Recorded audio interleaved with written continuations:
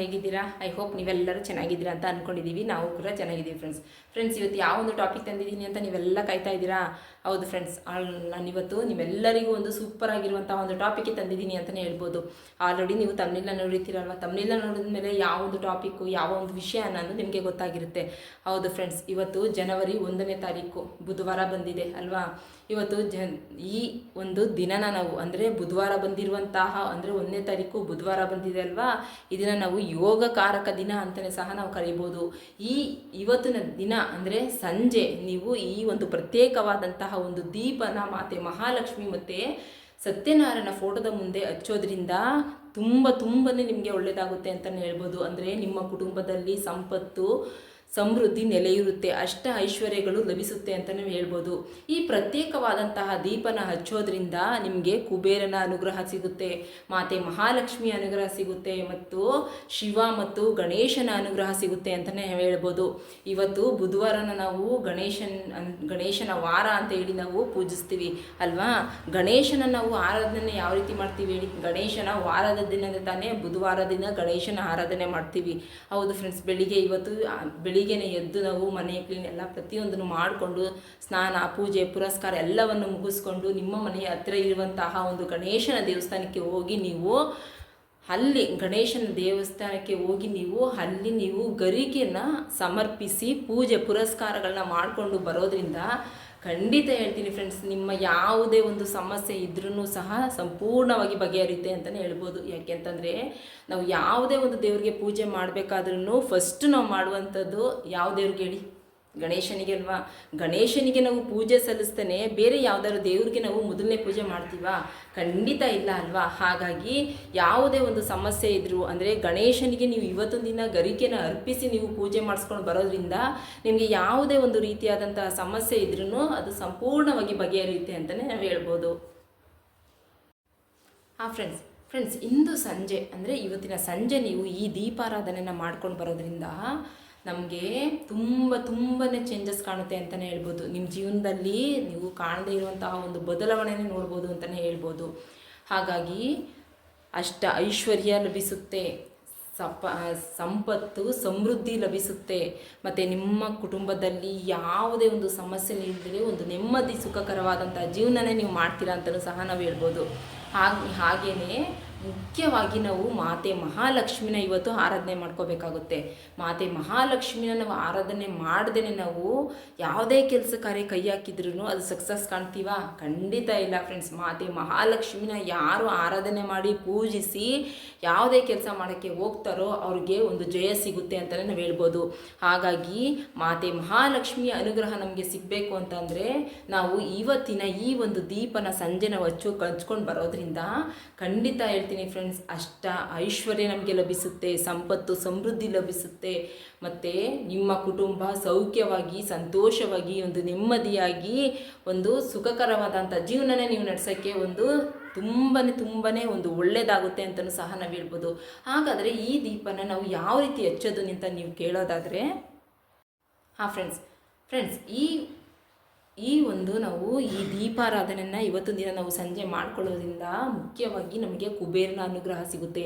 ಕುಬೇರನ ಅನುಗ್ರಹ ನಮಗೆ ಸಿಗುವುದರಿಂದ ನಮ್ಮ ಕುಟುಂಬದಲ್ಲಿ ಅಷ್ಟೈಶ್ವರ್ಯನೇ ಲಭಿಸುತ್ತೆ ಅಂತ ಹೇಳ್ಬೋದು. ಜೊತೆಗೆ ನಮ್ಮ ಹಣಕಾಸಿನ ಸಮಸ್ಯೆ ಸಂಪೂರ್ಣವಾಗಿ ದೂರ ಆಗುತ್ತೆ ಅಂತಲೇ ಹೇಳ್ಬೋದು. ಹಾಗಾಗಿ ಇವತ್ತೊಂದು ದಿನ ನಾವು ಈ ದೀಪಾರಾಧನೆ ಮಾಡ್ಕೊಂಡು ಬರೋದ್ರಿಂದ ಅಂದರೆ ಈ ದೀಪಾರಾಧನೆಯನ್ನು ಮಾಡ್ಕೊಂಡು ಬರೋದ್ರಿಂದ ನಮ್ಮ ಸಕಲ ಸಂಕಷ್ಟಗಳನ್ನು ಸಹ ನಾವು ಯಾವುದೇ ಒಂದು ಸಮಸ್ಯೆ ಇದ್ರೂ ಯಾವುದೇ ಒಂದು ತೊಂದರೆ ಇದ್ರೂ ಸಹ ನಾವು ಸಂಪೂರ್ಣವಾಗಿ ನಾವು ಬಗೆಹರಿಸ್ಕೋಬೋದು ಅಂತಲೇ ನಾವು ಹೇಳ್ಬೋದು. ಹಾಗಾದರೆ ಆ ದೀಪಾರಾಧನೆಯನ್ನು ಮಾಡೋಕ್ಕೆ ನಮಗೆ ಮುಖ್ಯವಾಗಿ ಬೇಕಾಗಿರುವಂತಹ ಒಂದು ವಸ್ತು ಅಂತಂದರೆ ನೋಡೋಣ ಈಗ.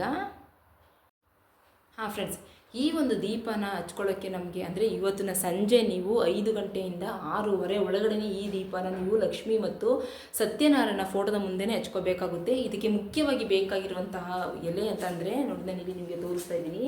ಎಕ್ಕದ ಗಿಡದ ಎಲೆನ ನಾವು ತೆಗೆದುಕೊಳ್ಬೇಕಾಗುತ್ತೆ.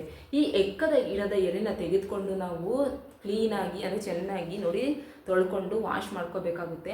ನೋಡಿ ಈ ರೀತಿ ವಾಶ್ ಮಾಡಿಕೊಂಡು ನಂತರ ನಾವು ಇದನ್ನು ಏನು ಮಾಡಬೇಕು ಅಂತಂದರೆ ನಾನು ಇಲ್ಲಿ ನಿಮಗೆ 2 ಎಲೆ ತೋರಿಸ್ತಾ ಇದ್ದೀನಿ. ನೀವು ಒಂದು ತೊಗೊಂಡ್ರೆ ಸಾಕು. ಒಂದು ಎಲೆನ ತೆಗೆದುಕೊಂಡು ಇದಕ್ಕೆ ನೀವು ಅರಿಶಿನ ಕುಂಕುಮ ಮತ್ತು ಗಂಧದಿಂದ ನೀವು ಅಂದರೆ ಅರಿಶಿನ ಕುಂಕುಮದಿಂದ ನೀವು ಒಂದು ಸ್ವಸ್ತಿಕ್ ಚಿಹ್ನೆನ ನೀವು ಈ ಎಲೆ ಮೇಲೆ ಬರ್ಕೋಬೇಕಾಗುತ್ತೆ.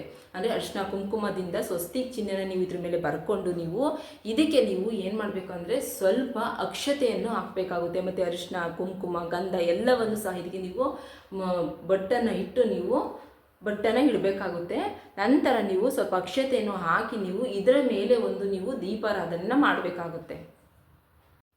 ಹಾಂ ಫ್ರೆಂಡ್ಸ್ ನೋಡಿ, ಮುಖ್ಯವಾಗಿ ನಾವು ಎಕ್ಕದ ಗಿಡನ ತೆಗೆದುಕೊಂಡಿದ್ದೀವಲ್ವಾ. ಈ ಎಕ್ಕದ ಗಿಡ ಗಣೇಶನ ಅನುಗ್ರಹ ಸಿಗಲಿ ಅಂತ ಹೇಳಿ ನಾವು ಈ ಎಕ್ಕದ ಗಿಡನ ತೆಗೆದುಕೊಂಡಿರೋದು. ನೆಕ್ಸ್ಟ್ ನಾವು ಇದಕ್ಕೆ ಸ್ವಸ್ತಿಕೆಲ್ಲ ಅಂದರೆ ಅರಿಶಿನ ಕುಂಕುಮದಿಂದ ಸ್ವಸ್ತಿಕ್ ಚಿಹ್ನೆನ ನಾವು ಬರೆದ್ವಿ. ಅದಕ್ಕೆ ಅರಿಶಿನ ಕುಂಕುಮ ಮತ್ತು ಅರಿಶಿನ ಕುಂಕುಮ ಎಲ್ಲವನ್ನು ಹಾಕಿ ನಾವು ಜೊತೆಗೆ ಗಂಧವನ್ನು ಸಹ ನೀವು ಸೇರಿಸಿ ನೀವು ಎಲೆ ಮೇಲೆ ಹಾಕಿದ್ರಿ. ಇದಕ್ಕೆ ಅಕ್ಷತೆಯನ್ನು ಸ್ವಲ್ಪ ಹಾಕಿದ್ರಿ. ನಂತರ ನೀವು ಈ ರೀತಿ ಇರುವಂತಹ ಒಂದು ದೀಪವನ್ನು ಇದ್ರ ಮೇಲೆ ಮಣ್ಣಿನ ದೀಪವನ್ನು ತೆಗೆದುಕೊಳ್ಬೇಕಾಗುತ್ತೆ. ಈ ಮಣ್ಣಿನ ದೀಪನ ತೆಗೆದುಕೊಂಡು ನೀವು ಮಣ್ಣಿನ ದೀಪಕ್ಕೆ ಸ್ವಲ್ಪ ಅರಿಶಿನವನ್ನೆಲ್ಲ ಕಡೆಯೂ ಸ್ವಲ್ಪ ಲೇಪನ ಮಾಡಿಕೊಂಡು ಅಂದರೆ ದೀಪಕ್ಕೆ ಲೇಪನ ಮಾಡಿ ನೀವು ಇದಕ್ಕೆ 3 ಬತ್ತಿಯನ್ನು ಸಹ ನೀವು ಈ ದೀಪಕ್ಕೆ ಹಾಕಬೇಕಾಗುತ್ತೆ. ಫ್ರೆಂಡ್ಸ್ ಇನ್ನೊಂದು ಸಲ ಹೇಳ್ತಾ ಇದ್ದೀನಿ, ದಯವಿಟ್ಟು 2 ಬತ್ತಿನ ಹಾಕಕ್ಕೆ ಹೋಗ್ಬೇಡಿ, 3 ಬತ್ತಿನ ಸಹ ನಾವು ಇದಕ್ಕೆ ಹಾಕಬೇಕಾಗುತ್ತೆ. ಹಾಕಿ ನೀವು ಈ ದೀಪಕ್ಕೆ ನೀವು ಒಂದು ತುಪ್ಪವನ್ನು ಹಾಕಬೇಕಾಗುತ್ತೆ. ತುಪ್ಪದಿಂದ ದೀಪನ ಬೆಳಗಿಸ್ಬೇಕಾಗುತ್ತೆ, ಇಲ್ಲ ಒಂದು ಎಳ್ಳೆಣ್ಣೆಯಿಂದ ನೀವು ದೀಪವನ್ನು ಬೆಳಗಿಸ್ಬೇಕಾಗುತ್ತೆ ಫ್ರೆಂಡ್ಸ್. ಮತ್ತು ಇನ್ನೊಂದೇನು ಹೇಳಿದ್ರೆ, ಈ ದೀಪಕ್ಕೆ ನೀವು 3 ವಸ್ತುಗಳನ್ನ ಸಹ ನೀವು ಸೇರಿಸ್ಬೇಕಾಗುತ್ತೆ. ಮೊದಲನೇದಾಗಿ ನಾನಿಲ್ಲಿ ಲವಂಗನ ಒಂದು ಲವಂಗನ ನೀವು ಇದಕ್ಕೆ ಆ್ಯಡ್ ಮಾಡಬೇಕಾಗುತ್ತೆ. ನೆಕ್ಸ್ಟ್ ಎರಡನೇದು ನೀವು ಒಂದು ಏಲಕ್ಕಿನ ನೋಡಿ ತೋರಿಸ್ತಾ ಇದ್ದೀನಿ. ಒಂದು ಏಲಕ್ಕಿನೂ ಸಹ ನೀವು ಈ ದೀಪಕ್ಕೆ ಹಾಕೊಳ್ಳಿ. ನಂತರ ನೀವು ನೋಡಿ ನಾನಿಲ್ಲಿ ನಿಮಗೆ ಚಕ್ಕೆನ ತೋರಿಸ್ತಾ ಇದ್ದೀನಿ. ಈ ಚಕ್ಕೆನ ನೀವು ಪೌಡರನ್ನಾಗಿ ಮಾಡ್ಕೊಳ್ಳಿ. ಪೌಡರನ್ನು ನೀವು ಸ್ವಲ್ಪ ಇದಕ್ಕೆ ಅಂದರೆ ಈ ಒಂದು ದೀಪಕ್ಕೆ ಸ್ವಲ್ಪ ಪೌಡರ್ನ ಉದುರಿಸ್ಬೇಕಾಗುತ್ತೆ. ಈ ರೀತಿ ಏನಕ್ಕೆ ಉದುರಿಸ್ಬೇಕು ಅಂತಂದರೆ, ಈ ಪೌಡರ್ನ ನಾವು ಅಂದರೆ ದಾಲ್ಚಿನ್ನಿ ಅಂತ ಇದಕ್ಕೆ ಕರೀತಾರೆ. ಈ ಪೌಡರ್ನ ನಾವು ಈ ದೀಪಕ್ಕೆ ಉದುರಿಸೋದ್ರಿಂದ ಶುಕ್ರನ ಅನುಗ್ರಹ ಆಗುತ್ತೆ ಅಂತಲೇ ಹೇಳ್ಬೋದು. ಇನ್ನು ಏಲಕ್ಕಿ ಮತ್ತು ಲವಂಗ ಇದು ಮಸಾಲ ಪದಾರ್ಥ ಆಗಿರುವುದರಿಂದ, ನಮ್ಮ ಅಡುಗೆ ಮನೆಯಲ್ಲಿ ಸಿಗುವಂತಹ ಮಸಾಲ ಪದಾರ್ಥ ಆಗಿರುವುದರಿಂದ ನಮ್ಮ ಮಾತೆ ಮಹಾಲಕ್ಷ್ಮಿಗೆ ತುಂಬನೇ ಅಂದರೆ ತುಂಬನೇ ಪ್ರಿಯವಾದದ್ದು. ಜೊತೆಗೆ ಇದು ಏಲಕ್ಕಿ ಮತ್ತು ಲವಂಗ ಧನವನ್ನು ಆಕರ್ಷಣೆ ಮಾಡುತ್ತೆ ಅಂತಲೂ ಸಹ ನಾವು ಹೇಳ್ಬೋದು. ನೋಡಿ, ಈ 3 ವಸ್ತುಗಳನ್ನ ನಾವು ಇಲ್ಲಿ ಸೇರಿಸಿ ನಾವು ಇದನ್ನ ಮಾತೆ ಮಹಾಲಕ್ಷ್ಮಿ ಮತ್ತು ಸತ್ಯನಾರಾಯಣ ಫೋಟೋದ ಮುಂದೆನೇ ಸಹ ನೀವು ಈ ದೀಪನ ಹಚ್ಚಬೇಕಾಗುತ್ತೆ. ಹಚ್ಚಿ ನಂತರ ನೀವು ಇದಕ್ಕೆ ಕೆಂಪು ಬಣ್ಣದ ಹೂವಿನಿಂದ ಸುತ್ತಲೂ ಅಲಂಕಾರ ಮಾಡಬೇಕಾಗುತ್ತೆ. ಸುತ್ತಲೂ ಅಲಂಕಾರ ಮಾಡಿ ನೀವು ಮಾಡಿಕೊಂಡು ಇದಕ್ಕೆ ಧೂಪ ದೀಪ ಎಲ್ಲವನ್ನು ಅಂದರೆ ತೋರಿಸಿ ನೀವು ಪೂಜೆ ಪುರಸ್ಕಾರನ ನೀವು ಮಾಡಬೇಕಾಗುತ್ತೆ. ಈ ರೀತಿ ನೀವು ಮಾಡ್ಕೊಂಡು ಬರೋದ್ರಿಂದ ಖಂಡಿತ ಹೇಳ್ತೀನಿ ಫ್ರೆಂಡ್ಸ್, ನಿಮ್ಮ ಮನೆಯಲ್ಲಿರುವಂತಹ ದಾರಿದ್ರ್ಯತೆ ಅನ್ನೋದು ನಿವಾರಣೆ ಆಗುತ್ತೆ, ಹಣ ಆಕರ್ಷಣೆ ಆಗುತ್ತೆ, ಧನ ಅಭಿವೃದ್ಧಿ ಹೊಂದುತ್ತೆ, ನಿಮ್ಮ ಮನೆಯೇ ಅಭಿವೃದ್ಧಿ ಹೊಂದುತ್ತೆ, ಮತ್ತು ಧನ ಆಕರ್ಷಣೆ ಆಗುತ್ತೆ. ಹಲವಾರು ಮೂಲಗಳಿಂದ ಹಣ ಬಂದು ನಿಮಗೆ ಸೇರುತ್ತೆ. ನಿಮ್ಮ ಈ ಒಂದು ವರ್ಷದಲ್ಲಿ ನಿಮ್ಮ ಜೀವನನೇ ಬದಲಾಗುತ್ತೆ, ಅಷ್ಟು ಐಶ್ವರ್ಯನೇ ಪ್ರಾಪ್ತಿಯಾಗುತ್ತೆ ಅಂತ ನಾವು ಹೇಳ್ಬೋದು ಫ್ರೆಂಡ್ಸ್. ಜೊತೆಗೆ ಈ ದೀಪನ ನಾವು ಹಚ್ಚೋದ್ರಿಂದ ನಮಗೆ ಮಾತೆ ಸಂಪತ್ತಿನ ಅಧಿಪತಿ ಯಾರು ಹೇಳಿ? ಮಾತೆ ಮಹಾಲಕ್ಷ್ಮಿ ಅಲ್ವಾ. ಮಹಾಲಕ್ಷ್ಮಿ ಒಲಿದ್ರೇ ಸಹ ತಾನೇ ನಮಗೆ ಪ್ರತಿಯೊಂದೂ ಸಿಗೋದು. ಹಾಗಾಗಿ ಮಾತೆ ಮಹಾಲಕ್ಷ್ಮಿಯ ಅನುಗ್ರಹ ಸಿಗುತ್ತೆ, ಗಣೇಶನ ಅನುಗ್ರಹ ಸಿಗುತ್ತೆ, ಕುಬೇರ ಶಿವನ ಅನುಗ್ರಹ ಸಿಗುತ್ತೆ.